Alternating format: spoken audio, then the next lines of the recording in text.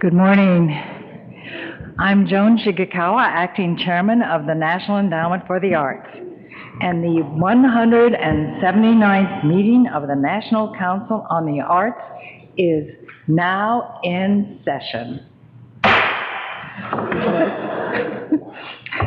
I would like to welcome everyone this morning, council members, NEA staff, colleagues here in person, and everyone watching online at arts.gov. For the record, the council members who are present are arts researcher Bruce Carter from Miami Beach, Florida, violinist and music educator Aaron Dworkin from Ypsilanti, Michigan, musician, attorney, and former member of Congress Paul Hodes from Concord, New Hampshire, arts fundraising consultant Joan Israelite from Kansas City, Missouri, urban planning and community policy specialist Maria Rosario Jackson from Los Angeles, California, music professor and arts presenter Emil Kang from Chapel Hill, North Carolina, musician and band leader Urban Mayfield from New Orleans, Louisiana, film industry executive Frank Price from Los Angeles, California. And joining us by phone are Maria Lopez de Leon, Deepa Gupta, Charlotte Kessler, Mas Masamoto, and Barbara Prey. Not able to make today's meeting are Miguel Campaneria, Joanne Folletta, and Lee Greenwood. So, as some of you may know, the President has announced his intent to nominate Rick Lowe, founder of Project Row Houses, Renee Ramaswamy, founder and co-artistic director of Ragamala Dance, and Olga Biso, executive director of the Walker Arts Center, to the National Council on the Arts. Those nominations are currently with the United States Senate. Now, let us begin the business we have before us this morning. May I have a motion to approve the minutes of our March council meeting? Thank you. I was going to say, is there a second? And I already have it. Thank you, Emil. All in favor, please say aye. Aye. Any opposed? Okay, thank you. Now we will move to the council members' votes and to their application and guidelines review. I would like to invite our Deputy Chairman for Programs and Partnership, Patrice Walker-Powell, to take us through this section of the meeting. Patrice. Thank you. Good morning. We have moved this section from the end of today's agenda to the beginning to accommodate council members Deepa Gupta, Charlotte Kessler, Mas Masamoto, and Barbara Prey, who are unable to be here in Washington but have agreed to join us for the vote by teleconference. The tally of the votes will be announced at the end of today's session. The council will be voting by ballot today on more than 80 award recommendations totaling nearly $6.7 million in 3 funding areas: artworks, leadership initiatives, and literature fellowships for translation projects. These funding recommendations are found behind the corresponding tabs in your council materials. Please find your ballots in the folders at your places. For the council members joining the meeting by teleconference, your ballots were mailed to you earlier this week. In order for your vote to be tallied, you must be present at the time of the motion, discussion, and vote. Council member affiliations have been recorded in the council book and on your ballots, and each member has been provided an opportunity to update this information prior to the meeting. Before voting, council members should review the recommendations and rejections and add to the list provided in your folders any affiliations that may be missing. This list becomes part of the agency's official record. All council members are recorded as not voting on applications with which they may be affiliated. After brief summaries of the 3 funding areas, council members will have the opportunity to ask questions or discuss these recommendations before voting by ballot. After you have completed your ballots, staff will collect your folders and tally these votes. May I have a motion to consider the recommended grants and rejections under the Artworks, Leadership, and Fellowship tabs in your council book? Second? Second. Thank you. Now I will summarize the three funding areas on which you will be voting, pause for any comments or questions from council members, and then ask you to mark your ballots for each category. Artworks is the agency's primary category for funding the arts disciplines and encourages and supports the following four outcomes.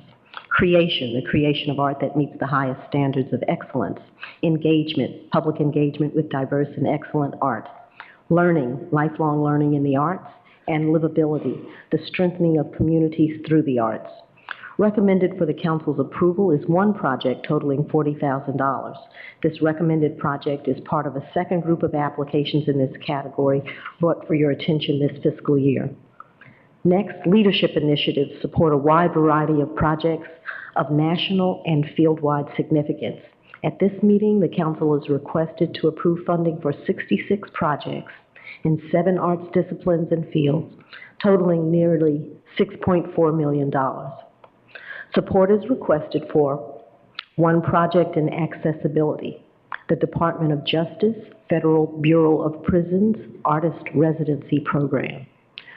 Next, Turnaround Arts Initiative, an arts education project that uses arts education programming to address issues found in select underperforming schools. The Mayor's Institute on City Design, and 59 Our Town grant recommendations. One project in international activities, the Southern Exposure, Performing Arts of Latin America, an initiative which allows U.S. arts organizations to present contemporary and traditional performing arts ensembles from Latin America to host communities throughout the United States.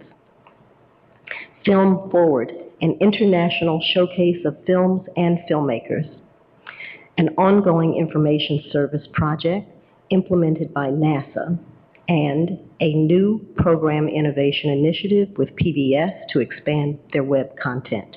Are there any questions or comments from the council? If not, please mark your ballots.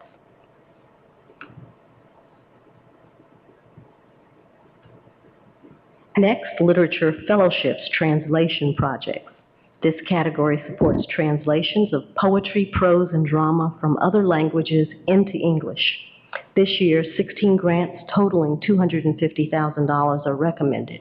The proposed projects will support the translation of poetry and prose from 13 languages and 15 countries, ranging from French and German to Macedonian and Haitian Creole. Are there any comments or questions from the council? If not, please mark your ballots. Under the Awards Updates tab in your council book, there are 7 20% amendments totaling $103,668. These projects are brought to the council's attention at this meeting, but no vote is necessary. Thank you. Now we move to guidelines review. At this meeting, the council is asked to consider 3 sets of guidelines. Excuse me. Our Town for fiscal year 2014, Research, Artworks for fiscal year 2014, and Literature Fellowships Translation Projects for 2015. I'll now turn to Jillian Miller, our Director of Office of Guidelines and Panel Operations, to summarize the guidelines up for a vote at this meeting. Jillian. Thanks, Patrice. Good morning. At this meeting, all 3 sets of guidelines that you're reviewing are updates to existing categories. Your first set of guidelines is for Our Town. These guidelines are for creative placemaking projects that contribute to the livability of communities and place the arts at their core. And there is one change to highlight for you.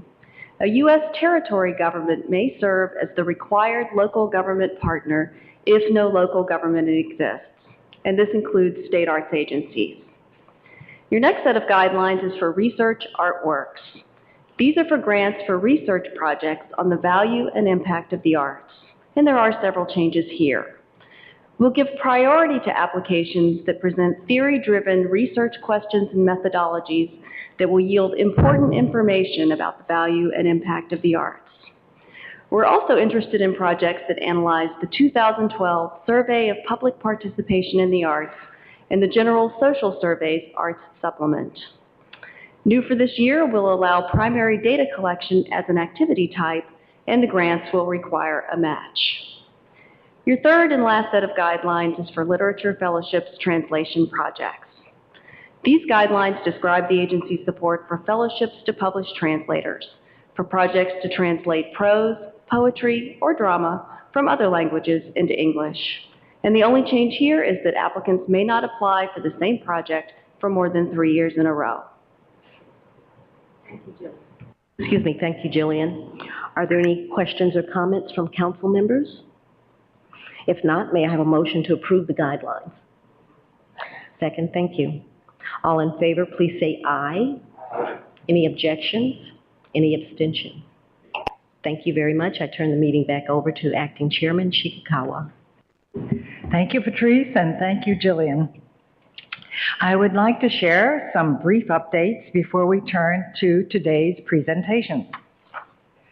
As you know, this past April, we held the national finals for Poetry Out Loud here in Washington, D.C. And Langston Ward, a high school senior from Spokane, Washington, was named the national champion.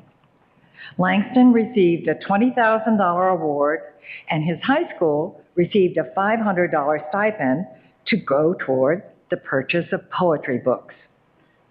The evening was hosted by the singular Anna DeVere Smith and was webcast all across the country with nearly 1,000 people from almost 30 schools attending viewing parties. So it was truly a great event.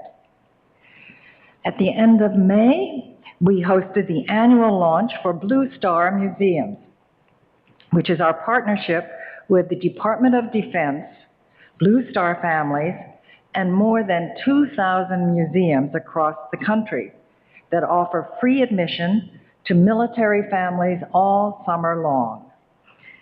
We held the launch at the Smithsonian Museum of American Art in front of the wonderful Nam June Paik map of the United States. If you haven't seen this exhibition of Nam June Paik, you should go. It was the perfect launch to another great summer. Last week, I joined HUD Secretary Sean Donovan for a press announcement related to his work with the Hurricane Sandy Task Force. HUD has released a request for qualifications, an RFQ, for interdisciplinary teams to propose design solutions for disaster mitigation, prevention, and recovery. The selected teams will work with an institute at NYU to study the entire Hurricane Sandy affected area and understand how the area works as a naturally occurring region, regardless of the municipal and state boundaries. These teams will then propose design solutions that will be evaluated with an eye toward a $1 billion in dedicated funding for implementation. The NEA has been advising HUD on the design of the overall competition and will also help HUD select the teams. In addition, through our ongoing partnership with the U.S. Conference of Mayors and the American Architectural Foundation, the NEA will host a Mayor's Institute on City Design on the Jersey Shore this fall. It will be hosted by Mayor Matt Doherty from Belmar, New Jersey, and we will be bringing together mayors who are working on the same issues of prevention, mitigation, and recovery in the hope of exploring systemic solutions with deep local context. Okay, that includes the updates that I had to share with you, and we can turn to our first presentation of this morning. Earlier this month, the NEA released a data profile page on arts.gov entitled Equal Opportunity Data Mining, National Statistics About Working Artists. This online research tool offers 70 fully searchable tables with information about working artists organized by state and metropolitan areas. It's not necessarily intuitive to think that the Department of Justice's National Equal Employment Opportunity Survey would be a rich source of information about working artists, which is exactly why our Office of Research and Analysis decided to highlight this data set and encourage the arts community to take a look at it. So I'm thrilled that we have succeeded. The Washington Post ran a piece crowing about the fact that our nation's capital has more working artists per capita than any other state in the country. And conversely, the Miami Herald demanded that the census do a recount because they had fewer working artists per capita than Billings, Montana, or Ames, Iowa. Sorry, Bruce. While we did not release this data so that states and MSAs could compare themselves to one another, we are thrilled that the popular press is actually paying attention to arts data. We also have had some wonderful attention on social media, including a tweet from Damara Arrowwood, who follows the NEA, asking about the percentage of working artists below the poverty level. Our research office had not thought to do this analysis, so they followed up that tweet by posting an update to the data set on the NEA's Facebook page. So I would now like to welcome Bonnie Nichols, an analyst in our Office of Research and Analysis, to present her work. Bonnie?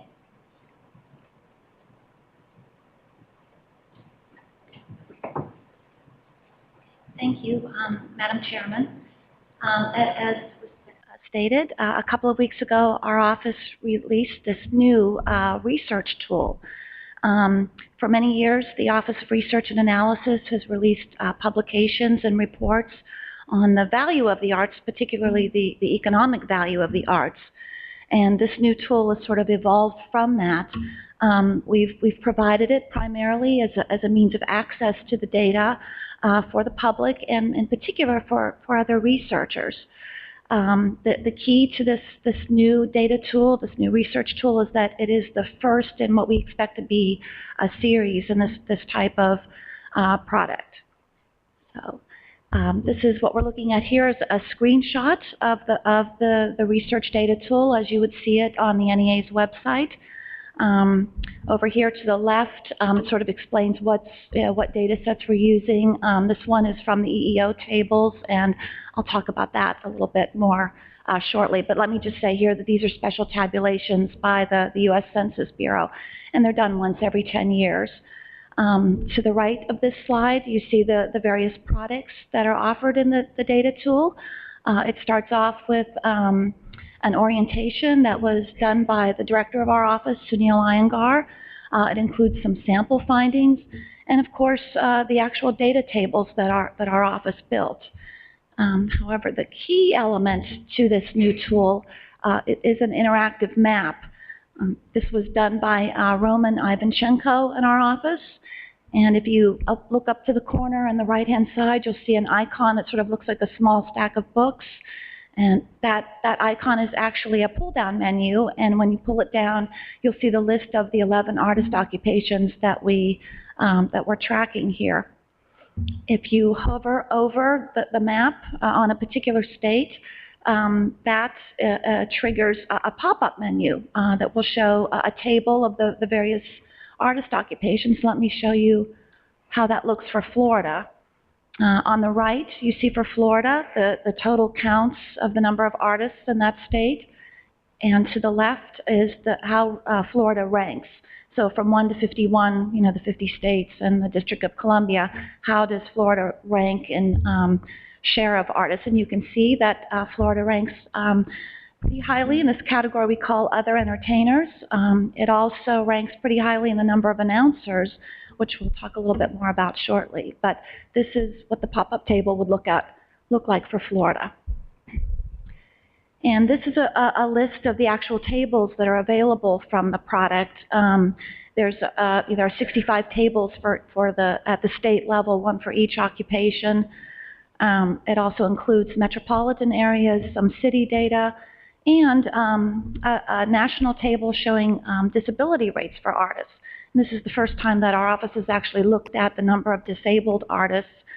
This is coming from the American Community Survey, so disability is defined as people who, due to mental or physical conditions, have serious problems doing things like walking or climbing stairs or being able to concentrate. So that's how that's defined there.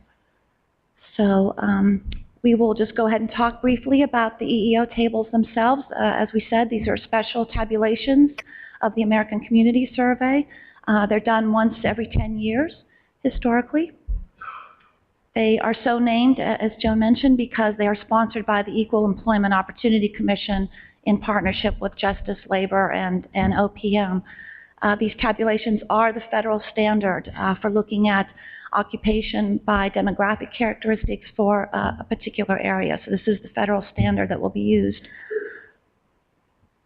For our work, for our artists, why do we look at the EEO tables? The EEO tables are really the only data source where you will find detailed occupation, the demographics of artists, coupled with great geographic detail. So this is the only data set that shows that. And these are the 11 artist occupations that we look at. I think most of them are self-evident. The announcers may not be clear. That's a category that refers to radio or television announcers, MCs, talk show hosts, game show hosts fall into that category. And the other category that might not be clear is other entertainers, and that's an occupation that refers to magicians and jugglers, comedians, that type of artist falls there. So we'll just go ahead and look at some of the findings that we can see from the EEO tables.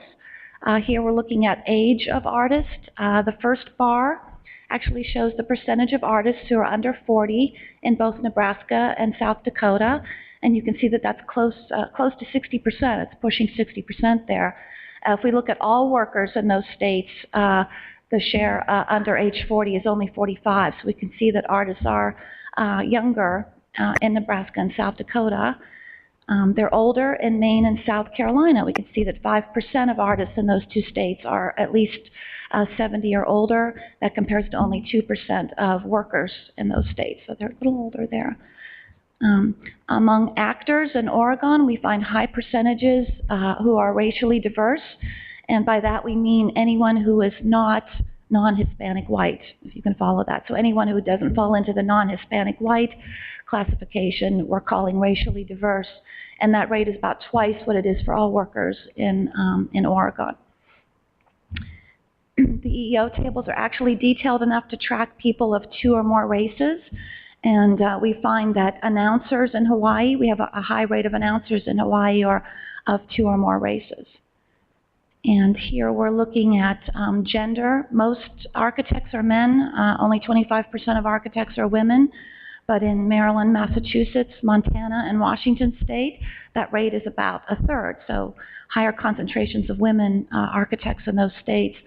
At the other end of the spectrum, in Arkansas, West Virginia, and Wyoming, 90% or more are men. So nearly all the architects in those states are men. And this is the disability table I told you about. At the top, we see that about 6% of all workers in the labor force report having disabilities. That rate is a little bit lower for artists, 4%. However, we do see higher disability rates for dancers and for musicians as well. It's a little bit higher, closer to 7%. And about musicians with disabilities specifically, there are higher rates in Alabama, Kentucky, and Wisconsin, and particularly in Alaska. The opposite is true in Nevada. Only 1% of musicians in Nevada have disabilities. And as we mentioned, the EEO tables do show information about at the metropolitan level. We see that artists tend to concentrate in metro areas. They're more urban concentrated, and that this is particularly the case for actors, architects, and dancers. Nearly all live in urban concentrated areas. It's a little less so for announcers, fine artists, and photographers. So they're a little bit less urban concentrated. About fine artists at the metropolitan area, we have found that they tend to cluster in areas that have beautiful landscapes or pleasant temperatures, climates. This is particularly true of Santa Fe. There's a high proportion of fine artists in Santa Fe, but it's also true of Napa Valley, California, for example, and San Francisco. And just a minute ago, Joan mentioned that we had some press attention from the Miami newspapers comparing the Miami area to these smaller communities like Ames, Iowa, and how does Miami stack up against that.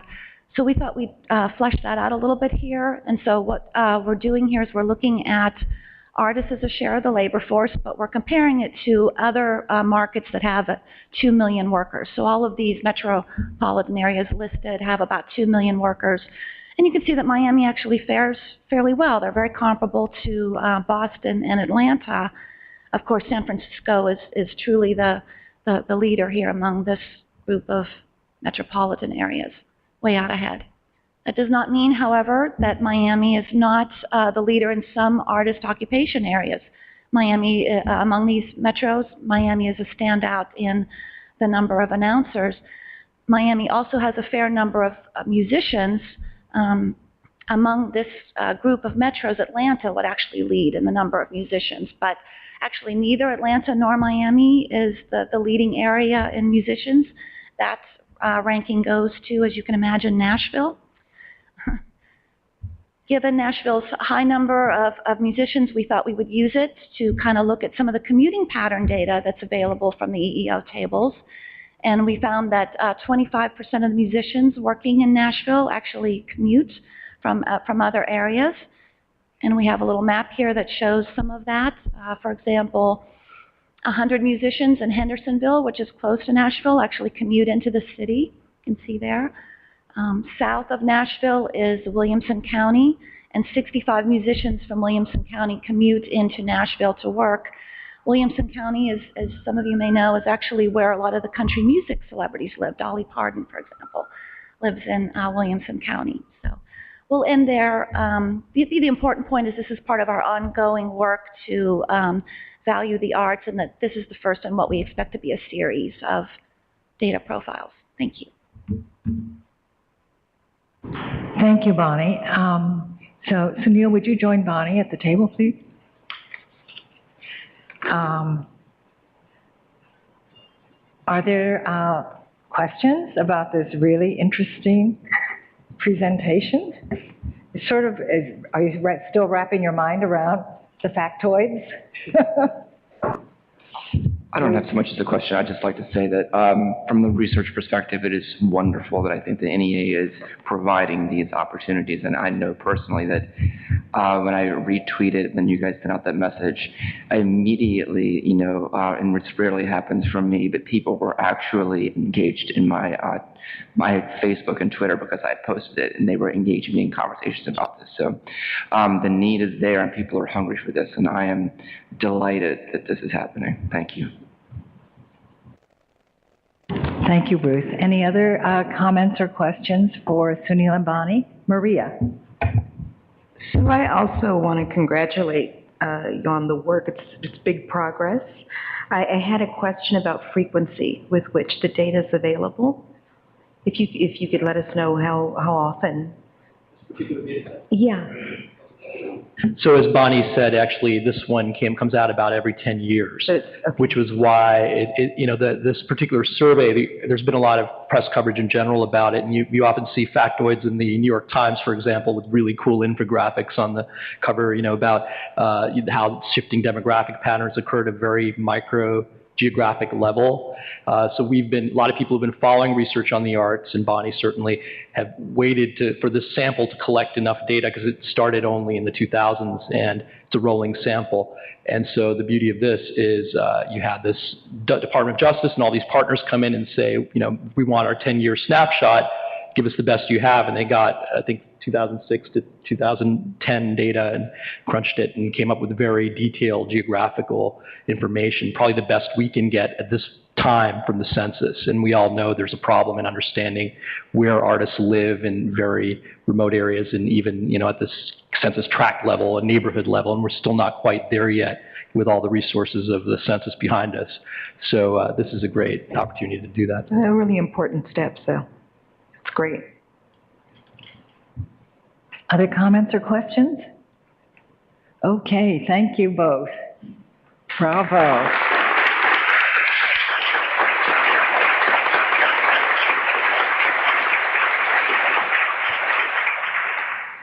So now we're going to turn to another way that the NEA celebrates individual artists, our NEA Jazz Masters Fellowship. To date, the NEA has honored 128 individuals with the nation's highest honor in jazz, individuals whose lifetime contributions have enriched and furthered the growth of this art form. I'm thrilled that today we will be announcing the latest expansion of that class, as well as celebrating the partnership we have with the Smithsonian around the NEA Jazz Masters Oral History Project. Please join me in welcoming the NEA's Director of Music and Opera, Wayne Brown, who in turn will welcome Ken Kimery, Executive Director of the Smithsonian Jazz Masterworks Orchestra and Jazz Oral History Program. So, Wayne. Thank you, Acting Chairman Shikakawa. Good morning, members of the Council, fellow agency colleagues, and guests. The National Endowment for the Arts has supported jazz artists and organizations since 1969, nurturing the field of jazz through grants and awards. The agency continues to recognize jazz as one of America's truly indigenous musical art forms through its NEA Jazz Initiative, established in 2005 to raise awareness of America's rich jazz heritage. At the center of this national leadership program is the NEA Jazz Masters Fellowships, the nation's highest award to honor jazz legends.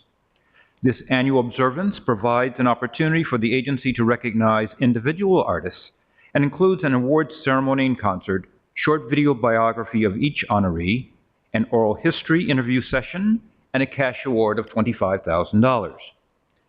The NEA Jazz Initiative is a comprehensive program which includes the NEA Jazz Masters Fellowships, NEA Jazz Masters Live, a series of engagements nationwide featuring NEA Jazz Masters, NEA Jazz Masters Moments, 30 to 90-second radio shorts, which are free for download by any radio station, NEA Jazz in the Schools, an online educational curriculum developed in partnership with Jazz at Lincoln Center, digital and print publications, and dedicated NEA Jazz Masters web pages, and the Smithsonian Jazz Oral History Program, devoted to NEA Jazz Masters through a partnership between the agency and the Smithsonian's Institution's National Museum of American History.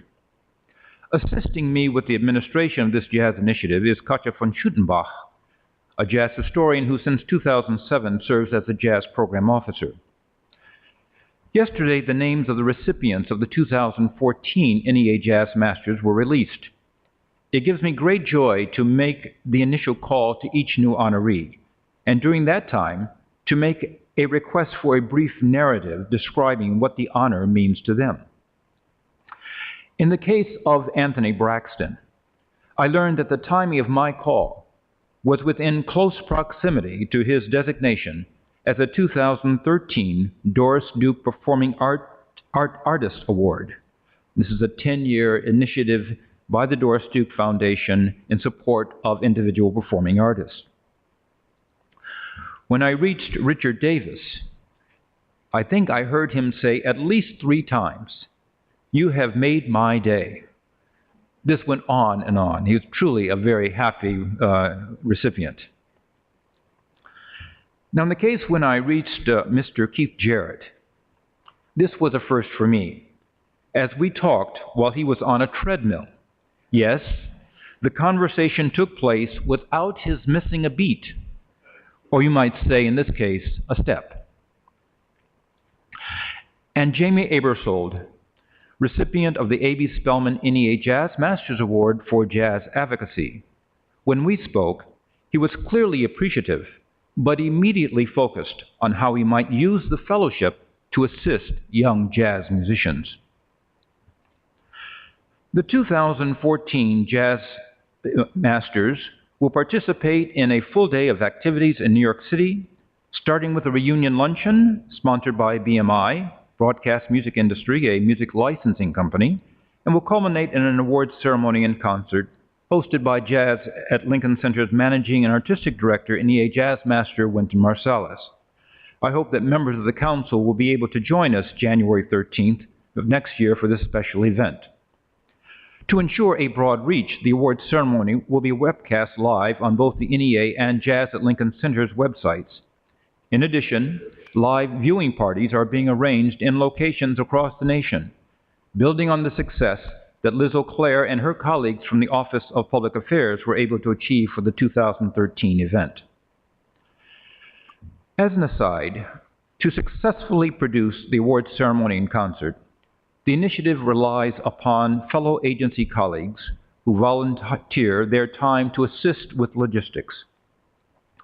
For the past 5 years, one of our colleagues, Yvette Alexander Banks, from the Office of Grants and Contracts, provided remarkable support behind the scenes, but will not be with us next year.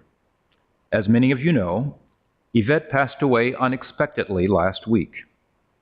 Her presence, quiet manner, and dedication will be missed, not only within the agency, but also by those of us who worked with her each year during the NEA Jazz Masters program. Our thoughts are with Yvette's family, along with her fellow colleagues and friends within the agency. Since 2005, an important aspect of the NEA Jazz initiative lies with a partnership between the Arts Endowment and the Smithsonian Institution. Through a working mechanism known as an interagency agreement, my colleague Tony Tai has managed this partnership designed to capture the voices and remarkable life stories of the NEA Jazz Masters for future generations. All interviews are accessible to scholars and the public through the Archive Center at the Smithsonian Institution's National Museum of American History. Likewise, interview transcriptions, along with selected audio clips of oral histories of 86 and counting NEA Jazz Masters, are accessible on the smithsonianjazz.org. The finished product will serve as a lasting and accessible platform for the voices and life stories of our NEA Jazz Masters. Today, I'm pleased to welcome Ken Kimery, Executive Director of the Smithsonian Jazz Masterworks Orchestra and Jazz Oral History Program, to share with us the journey of this significant oral history project that has evolved over an 8-year period. Ken?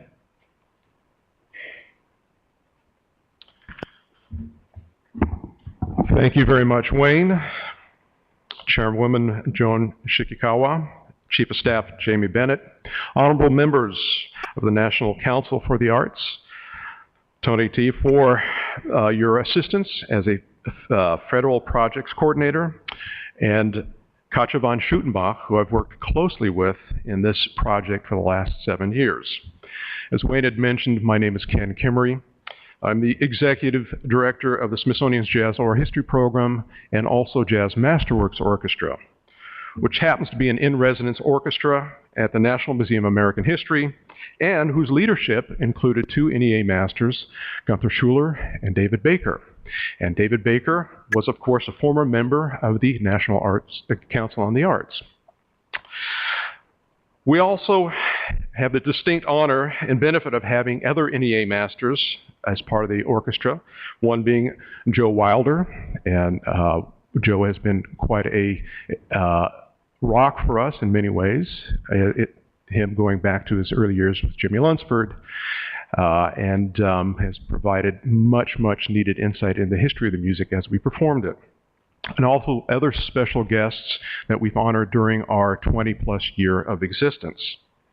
My objective this morning is to provide insight into the institution's Jazz Oral History Program, the partnership between the Smithsonian Institution and the National Endowment for the Arts and its Jazz Master Program initiative, various milestones achieved during the 7-year partnership, where we are today, and the future.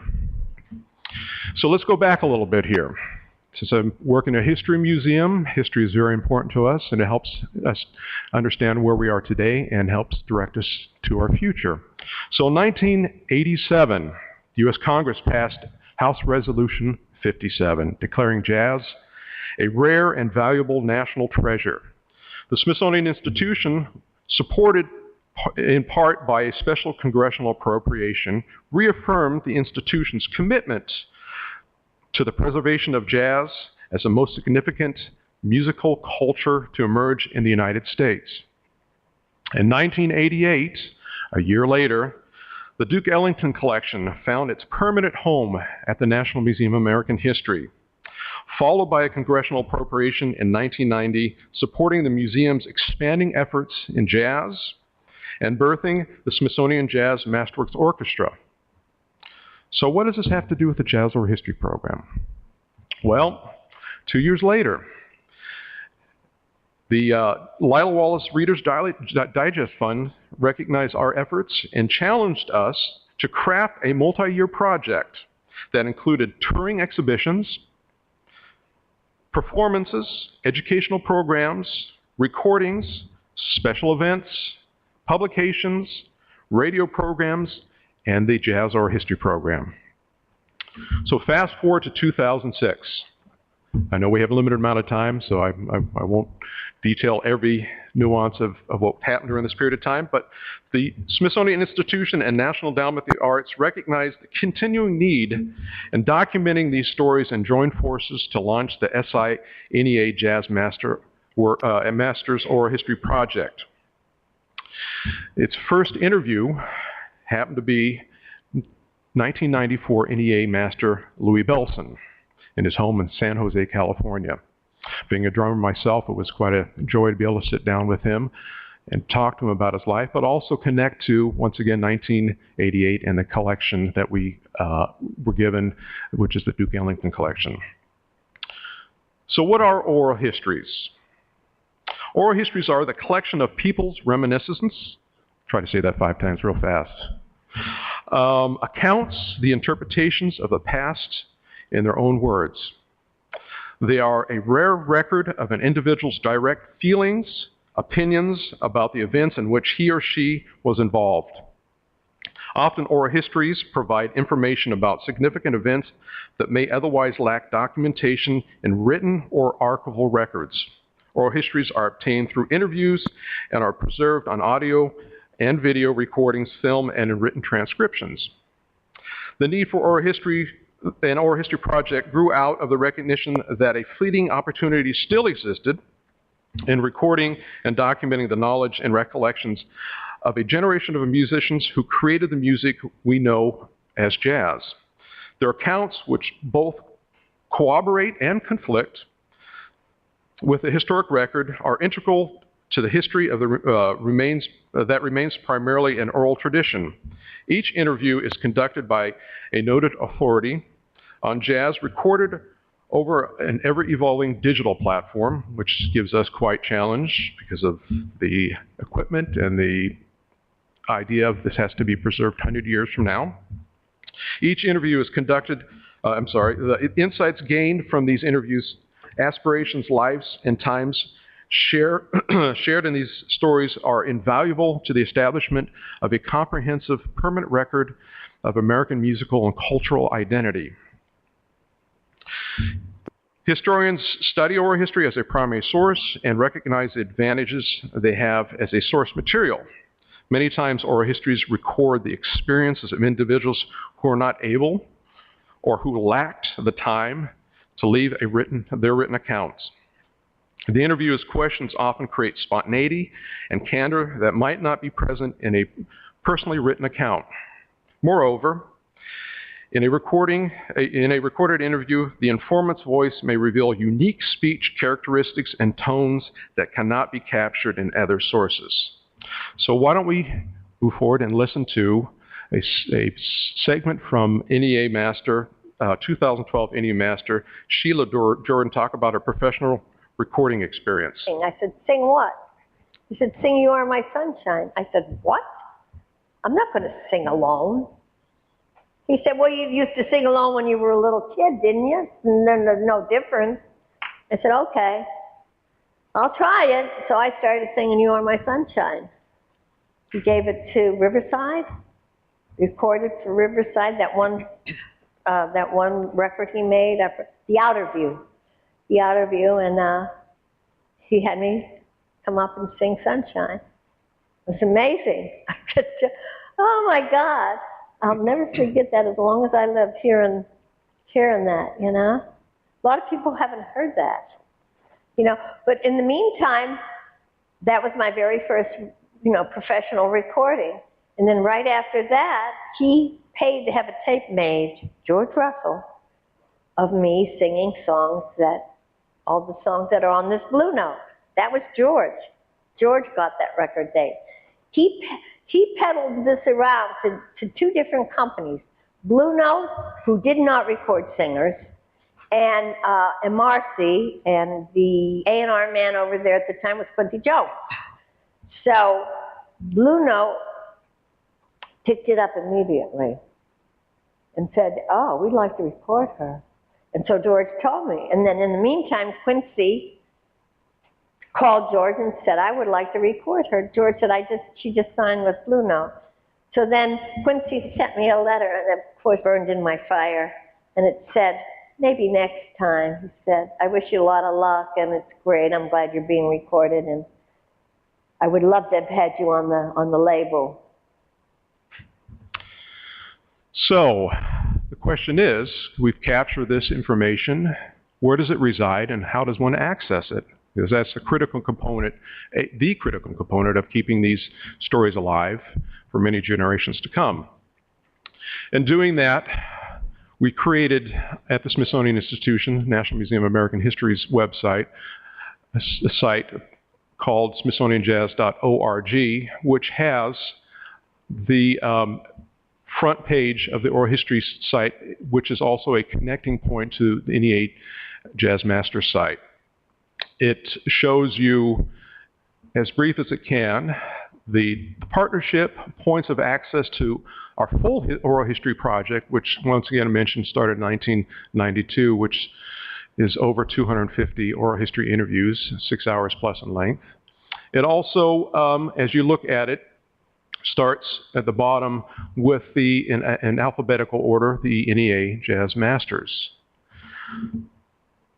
Also, I wanted to show you, of course, the NEA Jazz Masters site and the link that you see here on the left-hand side to our page. And so it works in both directions there, which is really critical because we want to make sure our audience has the easiest access to this really wonderful and critical collection. So, because to some degree we're also number people, we have to figure out how this, not just if it's being used, but what kind of traffic comes to our site. And this is over a 12-month span, as you can see, from July 2012 to June 2013. It's pretty impressive. It's very impressive. And this is based upon a lot of effort from both the NEA and the Smithsonian in making sure this collection reaches beyond just the standard audience that would use it for a resource. So as you scroll down the page, you can see a further example of all the NEA masters that are represented on this page. There's a total of 86. And the first one coming up is, of course, Toshiko Akiyoshi.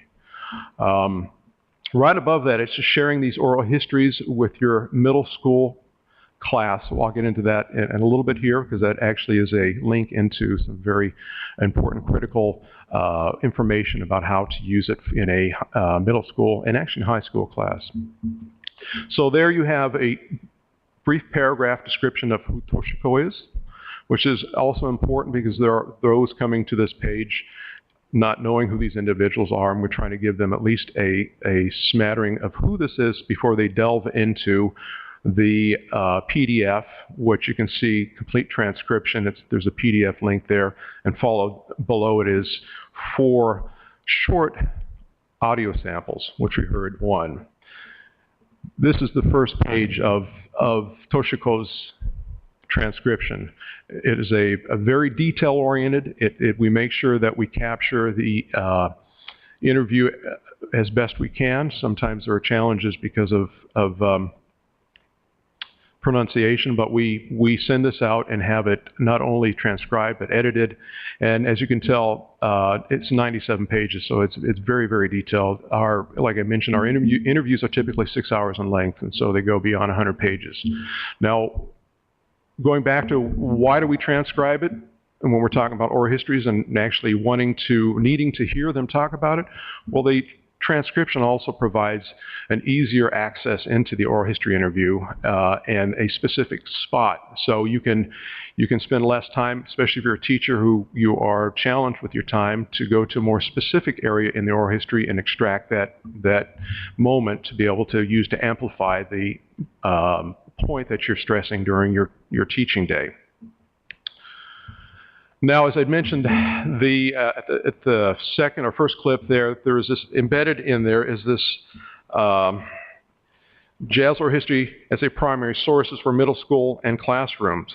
This is vetted through an educational team at the museum. It meets all the NCHS standards for 5 through 12. So United History standards, and some of those standards consist of the students understanding how new culture movements reflected and changed American society, the students understanding how American life changed during the 1930s, the students understanding how the social changes of the post-war period affected various Americans. So it is very focused on those particular areas of educational standards so that the teachers are not wasting time trying to access this collection. In addition, of course, then we have worksheet for students. And so I can pull this up real quickly here. My eyes have failed me somewhat. If you read there, the first question, it gives you a sense of how we access this or how we're asking our students to engage in this process. How does listening to the audio compare to reading the transcript? Does the rhythm or the emotion of the person's voice offer any information? It's really critical to be able to stop and listen, stop and hear those stories being the way they're told, those highs and lows within the voice, the joy, the sadness. It all is part of that critical part of telling that story. And we want to make sure our students don't just hear the words, but actually engage within the rhythm of that story and the individual, the way they're talking about that particular moment in their life. Next, we move on to one of the interviews that one of the many interviews, but I found to be very fascinating because it represents for me an opportunity to look at 20th century American history through the lens of John Levy's life. John Levy, born 1912 in New Orleans, a gentleman, a young man, then moving to Chicago, great migration, finding himself with Stuff Smith on 52nd Street as a bassist, and always saw himself as a person behind a desk, as he had said it. So he really wanted to go into the business side.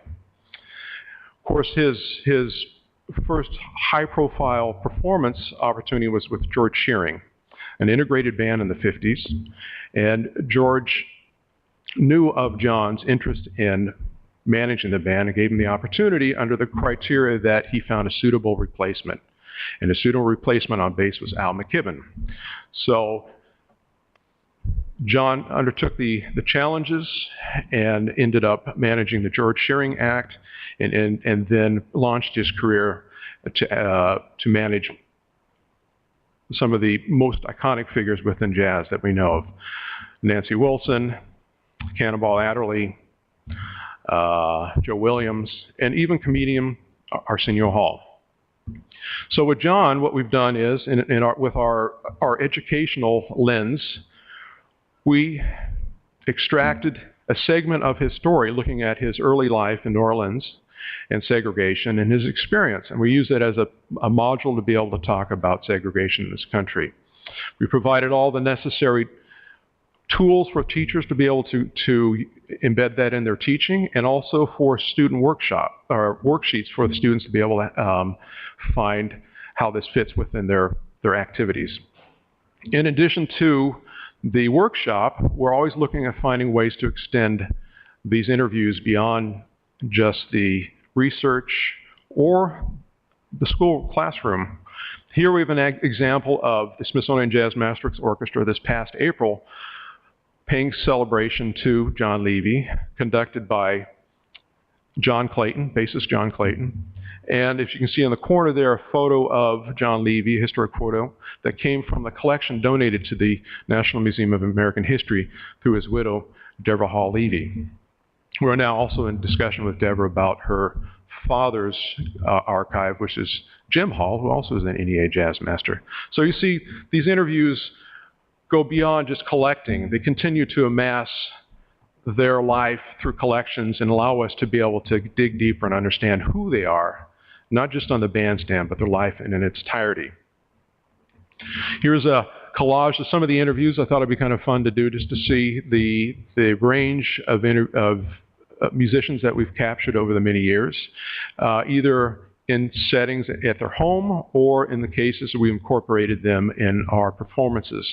You have Dave Brubeck in the far corner at his home. You have here on the far left bottom, you have Bill Holman, who's conducting the Jazz Masters Orchestra, and his collection is at the Smithsonian Institution in the Archive Center. You have Clark Terry, who's played with the band, Candido Camero. So it's really quite a cast of many there, and it's been a very, very rich resource that we've been able to collect over these many years.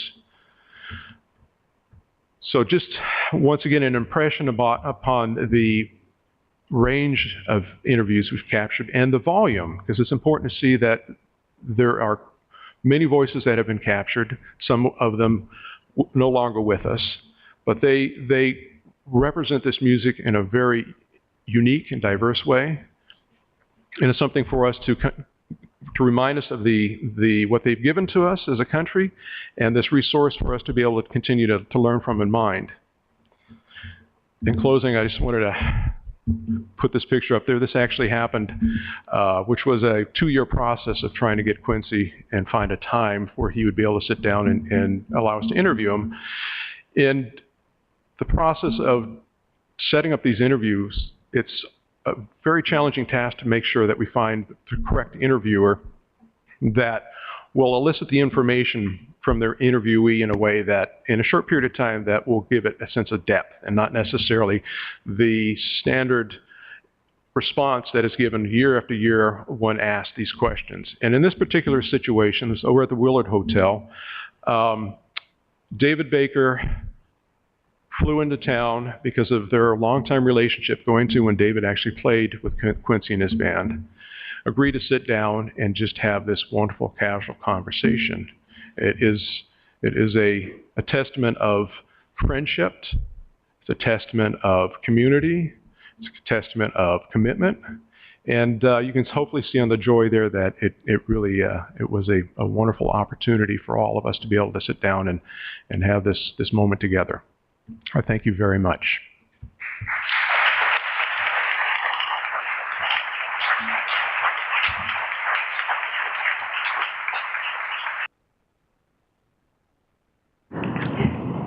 Thank you, Ken, and thank you, Wayne. Do we have comments or questions from the council? Irvin. So my first question would be, have we given any consideration, I know we are doing the Jazz Masters, but the list of people we miss because they go on to another place happens and grows so often. What kind of consideration can we give to try to document some people who just may be important that we don't get to because they haven't been honored as a Jazz Master? That's an ongoing question and challenge.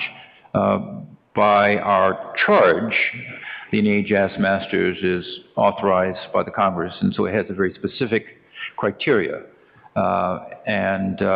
So we continue to monitor the work that's being undertaken by others, whether it's the regional arts organizations through their various programs, or in the case of programs such as I referenced earlier, of the Doris Duke Foundation, which is investing in performing arts and a strong commitment to jazz.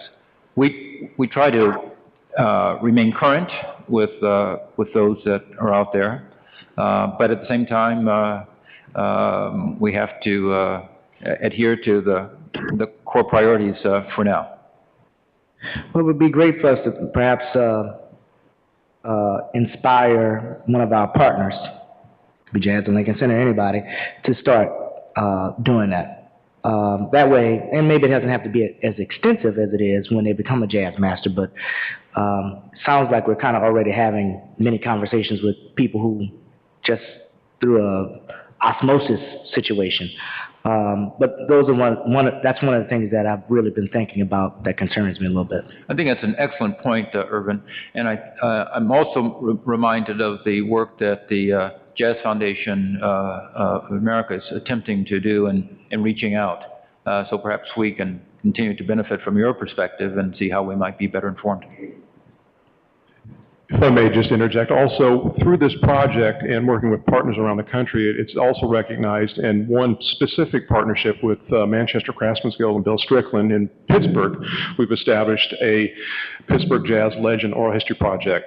And recognizing that some of these musicians were not of national recognition or profile, they decided to stay in the community and do the wonderful work that they have done over the many years. And somewhat of an oversight, though they are very critical in the music and, of course, in their connection to the community. So we have captured to this date over 20 interviews consisting of Joe Negri, as we know him, Handyman Negri from the Mr. Rogers neighborhood, Harold Betters, Roger Humphreys, drummer, who we all recognize, to some of the lesser known individuals. So what we've seen is the project itself has been a impetus for other communities to look at their musicians and find a way to capture those stories and not wait till that moment where it's too late. My second thought was, after hearing some of the oral histories, the Jazz Masters Award is so prestigious and so important, but realistically, so few people are really going to get to know any of these folks who have been so creative and very specific to something we've created here in America. Have we given any thought about a film or some type of very sticky and clear way for people to get to know at least one of the Jazz Masters for the year? One of the points of reference that I made with regard to what are the ways in which we highlight and celebrate recipients of the award is through what we refer to as video tributes. And so on our website, there is a short segment which runs about 7 minutes, 4 to 7 minutes depending. But there's also a longer interview available that can be accessed, which can be significantly greater that we might draw upon, and it's what we refer to in a previous time as the B-roll, or the secondary source. So we have no current plans to invest additional resources in that area, but the question is, when we capture the video tributes, how can we use them in a way so they're much more accessible for the longer stories? My thought would be not so much what the expense would be around it, but just the goal. And the goal, I think, is if someone's going to be an NEA, I think this is the same thing for really any artist. You know, we really want Americans to have ownership and know the artists. We have to come up with really specific ways to get folks to know who these people are. And of course, if you're interested in the esoteric nature of a thing, like I would be with jazz, of course you're going to go that extra step to figure out who someone is. But if you're just a guy, you know, you like the trumpet, you played in high school, you want to know something about this guy Quincy Jones and why he's important to us, it would be great to have something that you could watch and just say, hey, this is why Quincy Jones is important as an NEA Jazz Master. Let me reference what we call the NEA Jazz Moments, which has grown at an incredible pace with significant interest, and is created by the Office of Public Affairs. Joe Reed, our colleague, has mastered that effort. But as my colleague here, Ken Kimery, described the number of hits that have taken place relative to the website for the jazz oral histories. Something of a similar nature is occurring at rapid pace with the Jazz Moments. So although you may not be able to see the subject, you'll be able to hear. And at the end of the day, I think the hearing is probably going to be your primary interest. Touche. One final question. Is there any is there any overarching theme or one motif that you've heard throughout the interviews with many of these musicians? One thing that you keep finding over and over again? Well, I think based upon it being an oral tradition there, and that oral tradition continues to carry on from its masters to the second generation, I think that's what I see. And I kind of go back to I was thinking about this last night, how these interviews are so interconnected. We had interviewed Benny Golson and also Joe Wilder, we're talking about now from Philly, McCoy Tyner, Buddy DeFranco. And in talking to, what was interesting in talking to Benny is he was talking about how he learned from hearing Buddy DeFranco on the radio. Of course, Buddy was older, so he already had left town. And he also learned, him and John Coltrane learned in the earlier days how to read music and play in a band by reading Van Alexander stock arrangements. And those of you who don't know Van Alexander, he's the co-writer of A Tisket a Tasket with Ella Fitzgerald and also Johnny Mandel's teacher. And still with us. He's turned 92 and living out in California. So what it says to me is this doesn't happen independently. Everything, there's a connection that happens from the beginning to the present. And it's a story that we all share, we're all part of. We find our portal or access point, but we're all part of this. I think that shows the strength of this community. It shows the strength of the music. And the spirit of which we see that is so wonderful, a wonderful part of this music and this art form that we cherish so much. Hope that answers your question. Wayne, can I say something? Hello? Yes, please. This is Barbara Prey. Wanted to say I've been fortunate to attend many of the Jazz Masters Awards, and the NEA does a great job on the website, which Wayne had mentioned, for the bios of the Jazz Masters, which I've gone to many times, and they're done so professionally. And also the video that you put out during the Jazz Masters is just so moving with the introduction, and it really gives you a sense of who they are as well as the incredible skill that they have. So it's a really great, it's on the website, and I would highly recommend everyone taking a look at it. Thank you, Barbara. Any other comments on the phone or in the room? That's it, Joan. Joan. In Kansas City, we have the American Jazz Museum, and I'm wondering, is there any kind of partnership that you have or the NEA Jazz Moments with the museum? Is this treasure trove of information available to people who visit that museum?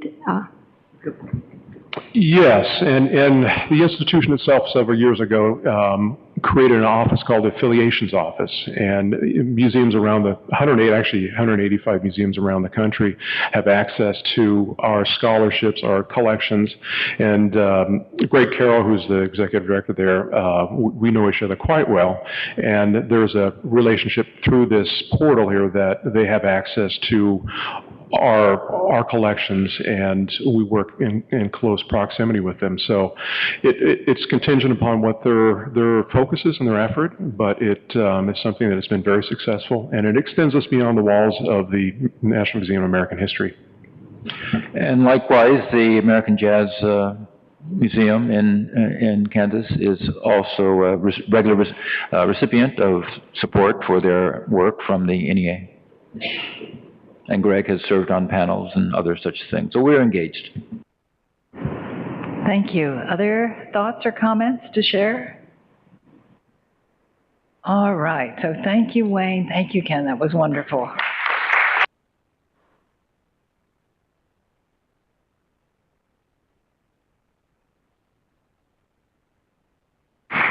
So my final piece of business is to announce that the National Council on the Arts has reviewed the applications and guidelines presented to them, and a tally of the council members' ballots reveals that all recommendations for funding and rejection have passed. Are there any additional comments, questions, or discussion that council members would like to embark on? Okay, so I would like to thank the entire NEA staff for all of the hard work and dedication that went into preparing for the past day and a half of council meetings and for everything they do. I'm incredibly proud to be leading this agency and incredibly lucky to know such a dedicated group of public servants. The 179th meeting of the National Council on the Arts is now adjourned, and we'll see you all in October. Thank you.